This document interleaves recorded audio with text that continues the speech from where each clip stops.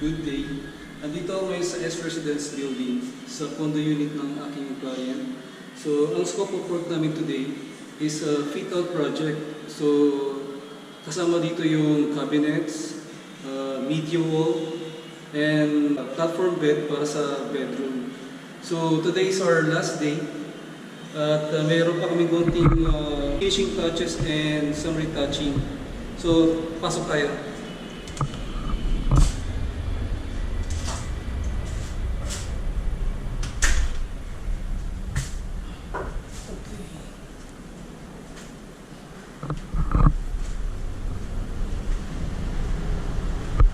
Dito sa loob medyo magulo pa. May mga finishing touches pa kami. So later papakita ko sa inyo yung final layout ng unit. So ngayon nandito ako sa balcony. And then from the balcony, overlooking siya sa amenities.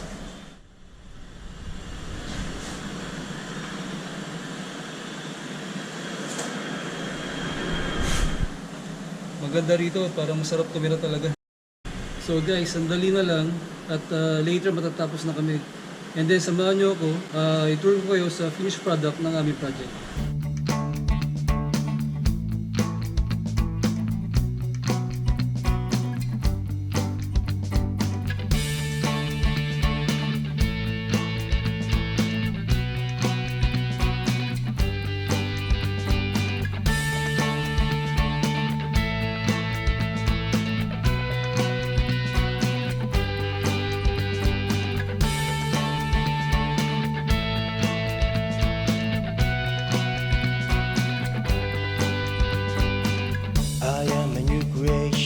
Not by the will of man, but by the Spirit. Hello guys! Welcome again. So ngayon, nakatapos na kami ng project namin. So ready for turnover na. So ngayon, pagpasok mo ng unit, from your left side, ang unang bubugan sa'yo is ang kitchen. So this kitchen is already a standard module ng developer. And then on my right side, ito yung aming dinagdag. Naglagay kami ng hanging cabinet inside the toilet. So, halika, pakita natin. So, dito, ito yung hanging cabinet.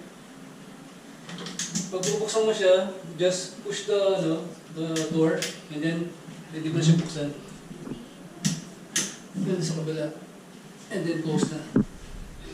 And then, the hanging cabinet door is soft close.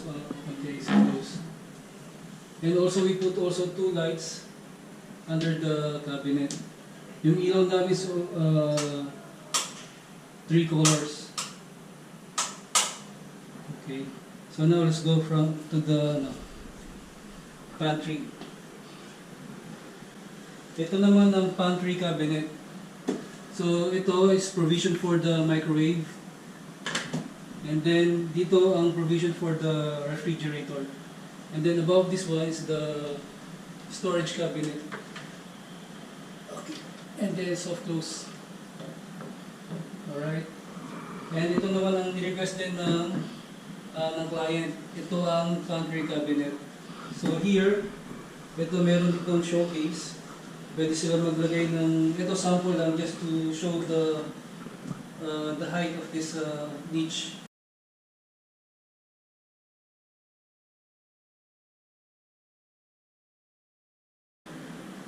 Okay. Now dito sa living area, so ito yung kanyang media wall. So dito pwede ilagay ang TV. Ang TV pwedeng optional sa wall or just stand. Sa media wall, naglagay kami ng WPC na waffle panel. And then naglagay kami ng wall lights sa dalawang side. And then shelves. And then extra storage above. And then dito pala sa baba,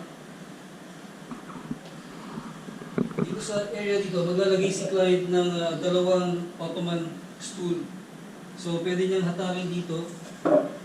And then, buksan niya na yung kanyang hanging cabinet or kanyang another storage. And then here for the display area. So here, meron tayong mga ilaw. Dito ang kanyang mga switches.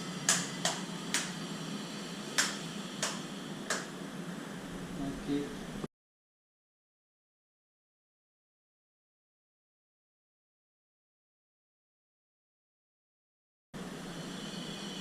And then dito sa space na to, dito niya ilalagay yung kanyang shoe cabinet.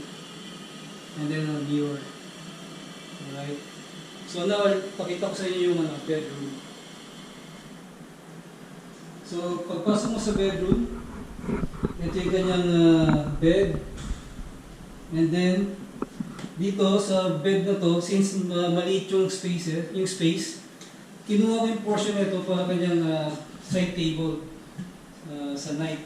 So here, napansin mo, baba ka. Nandito yung kanyang mga switches. Switch para dito, and then sa display, and then another switch dito sa kanyang side table. Nag-provide na rin ako ng saksakan dito for charging ng kanyang cellphone. Okay. Now here, sa cabinet, sa bed, meron din kaming drawer. Dalawa.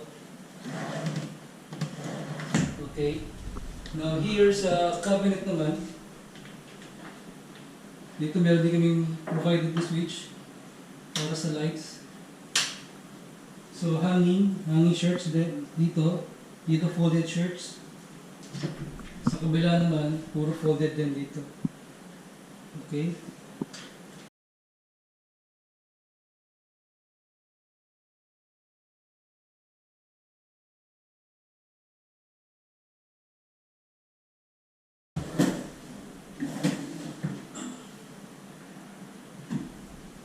Okay.